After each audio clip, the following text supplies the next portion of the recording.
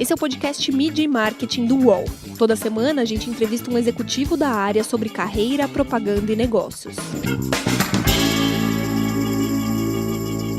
Oi, eu sou Renata Gama, do UOL Lab, que é a plataforma de soluções de marketing do UOL. Estou aqui com a Mariana Sensini, que é Country Manager para a América Latina do Pinterest. Prazer te receber aqui no UOL Lab. Prazer é meu, muito obrigada pelo convite. Bom, Mariana, vamos lá. A gente vai começar um pouco essa conversa pedindo para que você volte um pouquinho lá atrás na sua carreira, né?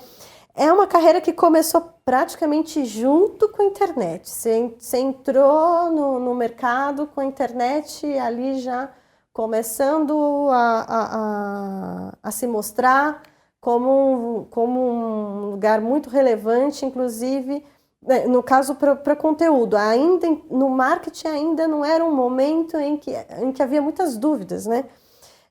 Mas logo de cara você já apostou no digital. Como é que foi isso?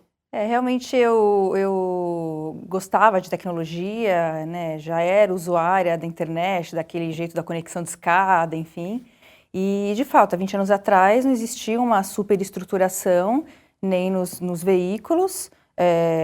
No UOL, na verdade, já existia realmente um grupo muito grande formado para o digital, né? Mas do ponto de vista de marketing, ainda as empresas estavam se estruturando, né? Então, como vão ser os investimentos, como serão as campanhas, tanto que as unidades do digital eram todas muito mescladas. Então, a parte de e-commerce, a parte de parcerias, a parte de publicidade eram núcleos muito pequenos, né? As métricas estavam começando, não existia, na verdade, uma unidade. Então, foi muito interessante esse período justamente para ver como foi essa organização, né, de informações, muita novidade acontecendo do ponto de vista de investimentos, formatos novos surgindo na publicidade, né, então eram os banners, os pop-ups, enfim. E tudo isso emergiu de uma maneira e fez com que novas profissões surgissem, né? Então, a gente está falando há mais ou menos 20 anos. Nesse momento que você mencionou. E para mim foi muito interessante porque eu trabalhava de fato numa agência mais tradicional, optei em migrar por um núcleo digital de uma agência que não tinha uma superestrutura, porém para mim foi um período muito rico de aprendizado e de construção. E daí foi o pontapé para você ir para as grandes plataformas, né? Você foi a primeira pessoa contratada do Google, por exemplo, no país, né? Sim. Realmente, assim, eu sempre busquei trabalhar em empresas com as quais eu tinha afinidade, né? Então, o próprio UOL, sempre fui apaixonada pelo conteúdo, era usuária da busca do Google e, através de uma ferramenta, eu enviei, do LinkedIn mesmo, eu enviei o meu currículo, na época, para o Google, porque eu já era uma pessoa que utilizava muito a ferramenta de busca, acreditava muito nisso. E foi então que eles começaram o processo de recrutamento e eu fui contratada como a primeira funcionária da América Latina, também no momento de construção do Google, da publicidade aqui no Brasil, né? No Brasil e em toda a região. Então, de novo, novamente um período de muito aprendizado, como que você vai aumentar a compreensão sobre o digital para as marcas, então, tanto empresas, as equipes de marketing, planejadores de mídia. Eu acho que todo mundo estava aprendendo muito junto, né? Então foi um período super interessante para mim nesse momento de entrada no Google. Agora conta um pouquinho como foi a sua chegada ao Pinterest, né? Que missão você recebeu nessa sua chegada no Pinterest?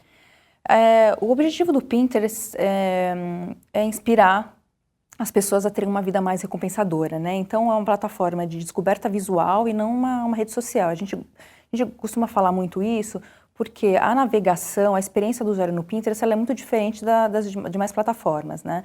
Quando uma pessoa ela entra no Pinterest, o objetivo é descobrir coisas para realizar na sua vida. Então, coisas que são de fato acionáveis. É uma receita para fazer no final de semana, uma viagem, a decoração da casa, atividades para fazer com o filho outdoor. Então, tem uma série de eventos que os usuários eles buscam e descobrem no Pinterest após eles serem impactados por essa navegação visual. Por design, o Pinterest é uma plataforma imensamente, totalmente magética. né? Então isso faz com que as pessoas elas tenham aquele momento de descoberta. É muito difícil para um usuário, por exemplo, descrever o que é uma casa aconchegante, mas quando ele vê essa imagem, ele fala, não, realmente isso para mim é uma casa aconchegante. E isso faz com que a ponte entre a descoberta e o oferecimento das marcas para essa pessoa que acabou de ter esse momento, ela tenha uma interação muito forte, né? Então, quando eu estou descobrindo, por exemplo, um look para usar no final de semana, ou uma viagem, um lugar para onde eu quero viajar, é aí que entra a possibilidade toda do varejo de oferecer os seus produtos para essas pessoas. Mas voltando à sua pergunta, qual foi a minha missão inicial no Pinterest Brasil? Trazer o maior volume possível de conteúdo relevante e de qualidade para esses usuários, né? Então, os brasileiros eles querem ver conteúdo local, em português, que tenha relação com a sua cultura, né? Claro que assim, tem muitas coisas que vêm de fora que inspiram as pessoas, né, os brasileiros, mas de fato a gente tem uma necessidade de consumir também um conteúdo local, né? Então, todo o conteúdo relacionado a comida e bebida, a viagem, a moda e beleza, ele é muito específico para essas particularidades brasileiras. Então, inicialmente, o objetivo foi tornar a plataforma cada vez mais relevante para esse consumo local. E nessa caminhada, você chegou a perceber alguma peculiaridade do público brasileiro ao interagir, ao fazer suas buscas? O que você diria assim que te surpreendeu, talvez até como brasileira? Nossa, o brasileiro gosta disso. Tem algo que você possa exemplificar? Eu acho que assim, se a gente for pensar nas sazonalidades, claramente tem coisas que a gente só vai ver no Brasil, né? Então, o que eu acho que é diferente no Pinterest e relacionado ao público brasileiro são as etapas de planejamento. Por exemplo, carnaval. No Pinterest, as pessoas não estão procurando ideias de carnaval só em janeiro e fevereiro. Elas começam a procurar por volta de setembro, outubro, e aí elas entram nesse modo de planejamento para depois realizar. Mas, de fato, assim, eu não vi características muito diferentes nas categorias principais de consumo, né? Então, as pessoas no Pinterest, no mundo inteiro, inclusive no Brasil, elas buscam principalmente, como eu já mencionei, então, receitas para fazer, dicas de decoração, maquiagem, a parte do it yourself, né? Então, toda essa parte manual de inspiração. Então, como que eu posso fazer alguma coisa eu mesma e implementar isso? Então, esse tipo de pesquisa é muito forte dentro do Pinterest, né? E o brasileiro ele sempre traz uma positividade muito grande, né? 91% dos usuários do Pinterest, a gente tem uma pesquisa que foi realizada, disseram que eles sentem que a plataforma ela traz uma positividade e uma recompensa maior para suas vidas. Então, isso eu acho que é uma característica muito específica do Pinterest, não só no Brasil, mas no mundo todo. Mostra mesmo esse foco inspiracional mesmo da plataforma, né? Exato. Bom, no ano passado houve a abertura de capital, né, da plataforma. E o que isso implicou nas operações aqui brasileiras? Teve algum tipo de mudança de ferramenta, né? No caso que a plataforma ela pôde oferecer mais ferramentas para o trabalho com marcas, parcerias, mas no Brasil, qual que é o momento agora da plataforma no Brasil em relação a essa mudança toda que teve? A gente continua com foco em aumentar o volume de conteúdo e também aumentar a compreensão das marcas. A gente sabe que a experiência da pessoa que entra no Pinterest com uma marca, ela não é uma experiência negativa, né? A gente usa essa palavra disruptiva, mas enfim, ela é uma experiência que tem uma fluidez diferente. 97% dos termos das buscas no Pinterest são unbranded, ou seja, não tem marcas. Então, hoje a gente tem um esforço grande em mostrar para as marcas de diversos segmentos como elas podem participar desse momento de inspiração. Abrir um perfil no Pinterest é gratuito, então hoje marcas e varejos de todos os tamanhos conseguem ter um perfil no Pinterest, criando uma conta business. Eles têm todas as métricas, então quando uma conta business começa a produzir conteúdo para o Pinterest, ela vai ver quantidade de impressões, cliques, engajamento geral da plataforma, o demográfico, que outros... as pessoas, na verdade, os lookalikes, né? Então, as pessoas que viram e interagiram com o seu conteúdo também interagiram com outros tipos de conteúdo na plataforma, e isso vai trazer insights de criação de conteúdo para as marcas. O varejo, por exemplo, ele consegue no Pinterest subir o seu catálogo inteiro de produtos e distribuir esse catálogo organicamente para pessoas que estão navegando ou interessadas em produtos similares. Existem uma série de formatos que permitem que as marcas distribuam seu conteúdo. Vídeo, imagem, o próprio produto vem, quando eu tenho um produto disponível para venda, ele vem com o preço e se aquele produto está em estoque ou não. Isso a gente puxa do feed do próprio varejista. Então, no site business do Pinterest tem todas as informações. Agora, falando um pouco disso que você está trazendo, de que as marcas elas podem subir imagens dos seus produtos no varejo. A plataforma em si parece que tem uma certa estética própria, um certo senso, de uma forma ou outra, os próprios usuários acabam contribuindo para que essa estética se mantenha. O que você diria para uma marca que vai subir as imagens dos seus produtos? Às vezes uma imagem de um produto pode ser estranha ali naquele contexto, né? É preciso que elas entendam qual que é a linguagem da plataforma. O que você diria para uma marca que tem esse tipo de anseio e de usar melhor a plataforma? Sim, e tem uma diversidade de interesses muito grande, né? Então não existe só um modelo específico de criação de conteúdo para a plataforma. Mas o que eu tenho visto que tem mais distribuição orgânica, e o que é essa distribuição orgânica? O algoritmo entende que os usuários estão interessados naquele tipo de conteúdo e começa a entregar mais conteúdo similar, né? Então, só fazendo um parênteses aqui, o feed de cada usuário, desses 335 milhões de usuários no mundo, é completamente personalizado, né? Então, o meu é completamente diferente do seu e de qualquer outra pessoa, e ele tem a ver com o que eu tenho buscado na plataforma e interagido. Então, vamos supor que eu estou interagindo muito com conteúdo relacionado a receitas. O Pinterest vai começar a entregar conteúdo de receitas. Se eu interajo muito com vídeo, eu gosto de assistir vídeos, com certeza as marcas que estão produzindo conteúdo em vídeo vão ser favorecidas nessa experiência. Porém, eu posso também estar interagindo com conteúdo puro de varejo, vendo produtos específicos para comprar. Então, não existe de fato um modelo único, porém, como você falou, é uma plataforma completamente visual. Então, as imagens com alta resolução, um pouco mais criadas para a experiência mobile, né? Então são imagens mais verticais, elas vão ter uma distribuição melhor, né? E eu acho que principalmente aquele conteúdo que é acionável, né? Então a pessoa do Pinterest, ela quer ser inspirada para realizar alguma coisa na vida real. Então a gente sabe que tem muitas marcas que produzem, por exemplo, blogs com diversos tipos de conteúdo, né? Então, tem marcas de pets, que vendem produtos para pets. Eles têm também aquele conteúdo todo falando de pets, então como cuidar dos seus animais, etc. e tal. Todo esse conteúdo pode imediatamente ser colocado na plataforma e distribuído para os usuários do Pinterest. Mas realmente é uma plataforma imagética e isso tem que ser levado em consideração. Então, o que você está me dizendo é que, no fim, a estética que eu percebo que tem é uma estética minha. E cada usuário vai ter uma percepção diferente da plataforma. Sim, existe um parâmetro básico, né? Como esse que eu comentei, a experiência tem que ser pensada no mobile, as imagens em alta resolução, mas de fato as pessoas têm uma diversidade muito grande de consumo de conteúdo no Pinterest. Os podcasts do UOL estão disponíveis em todas as plataformas. Você pode ver a lista desses programas em uol.com.br/podcasts. Recebe salário, faz transferência, pagamento, recarga de celular e até empréstimo, tudo sem taxa. PagBank, a sua conta grátis do PagSeguro. Baixe já o app e abra sua conta em 3 minutos. Bom, vocês lançaram no fim do ano passado uma lista com 100 tendências, né, identificadas nas buscas dentro da plataforma do Pinterest.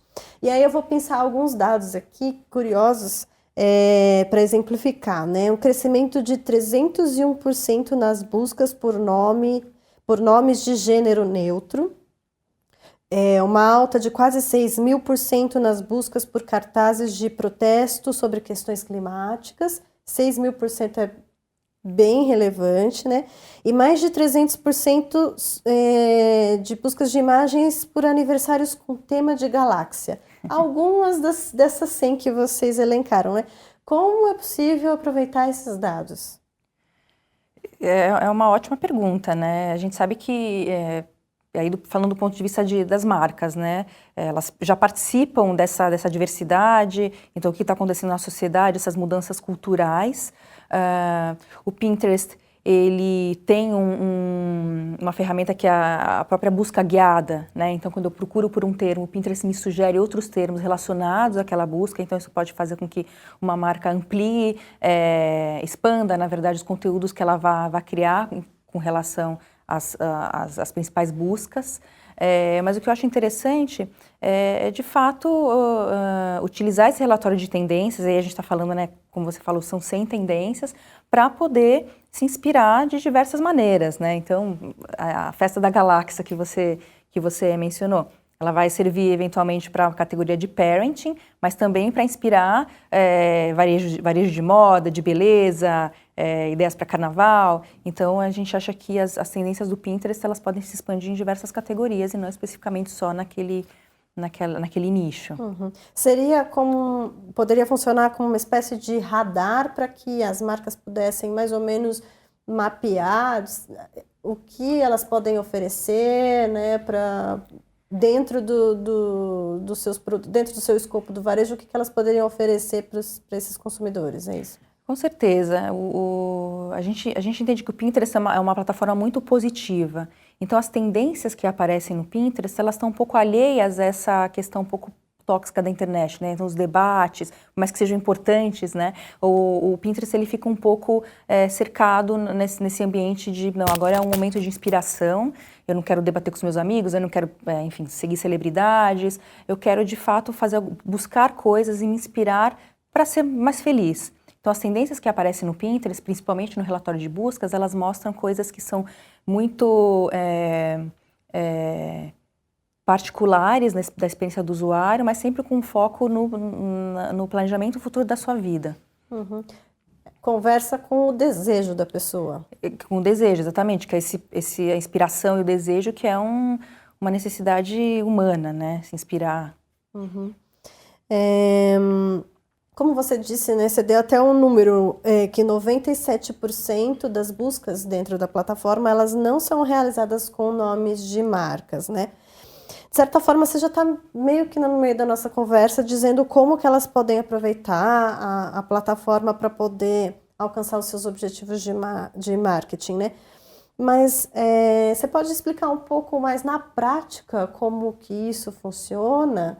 De repente dar algum tipo de exemplo, né? Como que eu posso, a partir de um dado, de uma tendência, de mapear um desejo de algum usuário, como que eu posso, marca, me posicionar? Uma vez que uma marca ela tem conteúdo imagético, acionável e que é inspirador, é quase natural que essa distribuição vá acontecer para o usuário do Pinterest. Aí eu estou falando, obviamente, da parte orgânica que já acontece hoje, né? Tem a parte, claro, de ads, que já tem mais de 20 países do Pinterest, né? Que aí são os pins promovidos, enfim, mas no Brasil. Então, falando da distribuição orgânica, essas marcas que eu mencionei, então, por exemplo, a Nestlé, Leroy, o Desinchar, que fala muito nessa coisa de lifestyle, eles já produzem muito, a Renner, Natura, essas marcas já produzem conteúdo imagético que é inspiracional dentro das suas categorias e o Pinterest ele distribui para milhões de usuários que estão interessados nesses temas, né? Então, a gente tem categorias muito grandes na plataforma com milhões de pessoas que já engajam nesses interesses. Então, a distribuição orgânica ela vai acontecer se, de fato, o conteúdo for relevante para aquela pessoa. E a gente sabe, as marcas fazem conteúdos com muita qualidade, elas vendem, mas elas também hoje estão muito, muito posicionadas nessa parte de produção de conteúdo. O que eu acho que é muito bacana do Pinterest é que não é um feed onde uma marca ela salvou um conteúdo e depois de 5 segundos já tem que vir o próximo. Não. O Pinterest, à medida que a intenção daquela pessoa ao longo da sua vida, enfim, da sua experiência vai mudando. Então, hoje eu estou reformando minha casa, amanhã eu vou casar, ou depois eu tenho os filhos. A experiência toda do feed do usuário do Pinterest, ela vai se customizando para os momentos da vida das pessoas. E aí que entram as marcas. Então, mesmo o conteúdo que foi criado o ano passado, por exemplo, hoje ele pode voltar para o feed de uma pessoa de acordo com a relevância. Então, pelo que você está me dizendo, como acompanha um momento de vida da pessoa, é possível, de repente, até fazer predições, né? A pessoa casou, a pessoa teve filho, enfim, né? Exatamente. A gente acompanha, na verdade, os momentos da vida que vão mudando, né? Falando em momento, né? A publicidade digital trabalha muito com o momento certo, na hora certa, né? Para oferecer o anúncio que impacte direto na jornada de consumo. Você diria que o usuário de Pinterest estaria em que momento? Você já falou bastante a questão da inspiração, né? Mas se a gente for pensar assim no momento, no sentido assim, qual é o momento que no dia a dia, no cotidiano, que ele vai pegar o celular para olhar, né? É um momento de distração, é um momento de estudo, é um momento... Você sabe me dizer assim, mas que micromomento que seria esse que o usuário do Pinterest busca? Eu acho que é um momento muito de planejamento mesmo, né? Quase como se fosse uma ferramenta utilitária. A gente sabe que muita gente navega no Pinterest por entretenimento, né? Eu gosto das imagens, eu fico inspirada e eu saio mais feliz da plataforma. Mas o que a gente nota é que a maior parte das pastas que são salvas, elas têm pins relacionados a momentos de planejamento da vida. Então, a pessoa que está planejando o momento de mudar para uma casa nova, né? A pessoa que está planejando, que quer se casar. A gente até brinca que tem muitos boards de pessoas que salvam ideias de casamento e que não têm ainda o parceiro, mas elas já estão planejando lá no futuro essa ideia. Tem pessoas que estão planejando uma viagem, então lugares que eu quero conhecer, e aí a gente está falando de ideias para uma vida futura ou para o mesmo dia. Então, muita gente salva boards, por exemplo, comidas para o final de semana, né? Então, se eu pudesse te dizer assim, em que etapa, né, que o usuário do Pinterest ele mais utiliza a plataforma, seriam planejar micromomentos ou também grandes momentos da sua vida. Esse trabalho de trazer essas imagens para a plataforma, ele é mais um a um, mais usuário a usuário, ou mais via parcerias mesmo? Como que funciona isso? Os bilhões de pins que existem na plataforma, existem duas maneiras do conteúdo entrar na plataforma. De fato, são as parcerias que a gente tem com os grandes publishers, os pequenos blogueiros, enfim, todo mundo que produz conteúdo, e aí essas pessoas, esses creators, né, que produzem conteúdo de qualidade, eles vão ter uma distribuição grande na plataforma naturalmente. Então, existe um foco grande em trazer esse conteúdo de qualidade. Porém, a gente sabe também que a curadoria dos usuários é o que faz esse estado da arte do Pinterest. Então, a gente tem bilhões de pins na plataforma que foram curados por milhões de pessoas em todo o mundo, e esses próprios usuários dentro do Pinterest foram elencando e aumentando a relevância, criando como se fosse um ranking do que é mais interessante de acordo com o seu perfil, né? Mas de qualquer forma a experiência é totalmente customizável. Então, respondendo a nossa pergunta, o conteúdo ele entra de diversas formas, pode entrar através de pessoas que salvaram. Então, eu estou navegando numa editoria do UOL, achei super interessante aquela ideia e eu quero salvar para uma pasta para realizar num momento futuro. Então, um usuário trouxe. Eu posso também, de fato, trazer, e aí a gente tem várias ferramentas de inserção de conteúdo em massa dentro da plataforma, através de um modelo de parceria, né? Mas eu acho que o que é mais interessante do Pinterest é quando o conteúdo entra, o que acontece ali dentro, que aí são milhões de pessoas navegando por esse conteúdo e dizendo para a plataforma o que é relevante ou não para elas. E que desafios que você vê no mercado esse ano, assim? Eu acho que aumentar a compreensão. O Pinterest ele não é uma rede social. O tipo de conteúdo que permeia, né, que ressoa melhor na plataforma, não é esse conteúdo que hoje que a gente vê que é muito criado para as redes sociais. Então, o modelo é diferente. Eu acho que esse é um grande desafio. Então, aumentar a compreensão para que as marcas elas possam colocar o que o usuário do Pinterest de fato tem mais interesse em interagir, né? Então, realmente é uma plataforma muito específica, a navegação ela tem suas peculiaridades, e eu acho que, como você perguntou, o desafio é mostrar o quanto o Pinterest ele é relevante, o quanto a gente pode gerar valor, seja em vendas, em tráfego, em awareness para as marcas, porém com uma certa... Porém, as marcas têm que prover uma experiência um pouco diferente para essas pessoas dentro da plataforma. Como assim? O que seria essa experiência diferente? Por exemplo, um conteúdo que é mais acionável. Vou dar um exemplo de uma marca de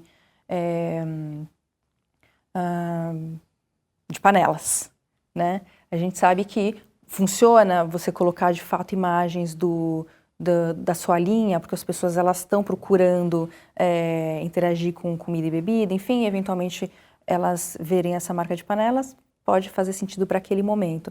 Mas claro que assim, um conteúdo onde eles mostrem como é a utilização, como que tipo de pratos que você pode fazer ali, então coisas que de fato a pessoa consegue se inspirar e ver realizando na sua vida, né? Por isso que eu comentei essa coisa da rede social. O que a gente nota é que assim, esse conteúdo muito relacionado à vida das celebridades, à vida dos seus amigos na plataforma, não é o que vai ter uma boa distribuição, né? Então, há de se pensar que é uma coisa um pouco específica, o que tem que ser criado é específico para o Pinterest. Não é um momento de expor, é um momento de se alimentar de referências a navegação do Pinterest. É um momento totalmente introspectivo, né? A gente até brinca que é um momento egoísta. O momento que eu entro no Pinterest, eu não quero saber o que o meu gráfico social está fazendo, né? Eu não tenho de fato interesse nisso, eu tenho interesse em me conectar com ideias para a minha vida. E isso é uma experiência muito específica de cada um, né? Então, eu acho que a tecnologia do Pinterest, a missão do Pinterest é prover uma experiência muito personalizada para cada um, de acordo com o que a pessoa sente que faz sentido para ela. E isso é muito específico. Eventualmente, até ela pode compartilhar essa inspiração numa outra plataforma, né? Olha, eu vi isso aqui no Pinterest. Ela pode também, por exemplo, criar uma pasta com muitas ideias para fazer e compartilhar com uma outra pessoa. Então, com um amigo, olha tudo que lugares que a gente pode viajar, para o seu parceiro, para a sua parceira, olha que bacana como a gente pode decorar a nossa casa, com os amigos, olha que ideias interessantes para a gente realizar. Então isso existe, né? Mas é um compartilhamento social com uma outra característica, né? Com o objetivo de fato, a gente vai realizar isso na nossa vida e com uma visão sempre do futuro. Mariana, tem mais algo que você queira contar para a gente? Eu acho que você cobriu muito bem com as perguntas, né? Assim, como que as marcas podem se valer da plataforma. E eu acho que o momento de fato é conhecer mais. Então, eu convidaria a entrar na nossa área de business.pinterest.com, que é o nosso site para marcas. Ali tem uma série de dicas e realmente tem muito potencial ainda para ser explorado. E só para finalizar, vale para grandes e para pequenas marcas também, né? Exatamente. A gente sabe que essa curadoria que a plataforma faz, ela é agnóstica no sentido de não importa o tamanho do varejo, né? Objetos muito curados do long tail, eles têm uma distribuição incrível e eles podem gerar conversões para pequenos negócios, pequenos varejistas, os grandes também, mas a gente é uma plataforma que distribui todo tipo de conteúdo de acordo com o que for relevante para as pessoas. Legal, então, Mariana, muito obrigada, viu, pela sua participação. Eu que agradeço. Os podcasts do UOL estão disponíveis em todas as plataformas. Você pode ver a lista desses programas em uol.com.br/podcasts. Esse programa teve reportagem de Renata Gama, captação de áudio de Vinícius Andrade, edição de áudio de João Pedro Pinheiro e coordenação de Juliana Carpanês.